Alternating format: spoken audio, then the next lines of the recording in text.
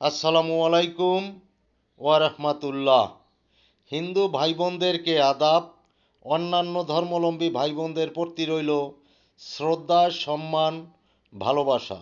সম্মানিত দর্শক শ্রোতা, ভাই বোন, বন্ধুগণ, সবুজ মালটা খাওয়ার উপকারিতা জেনে নিন।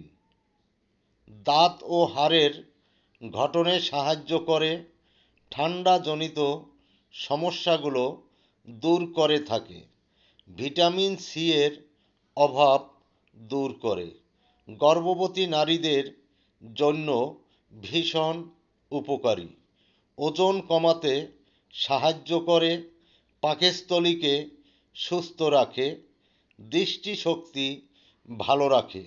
সবাই ভালো থাকুন, সুস্থ থাকুন, সুন্দর থাকুন। দেখা হবে পরবর্তী ভিডিওতে। ধন্যবাদ।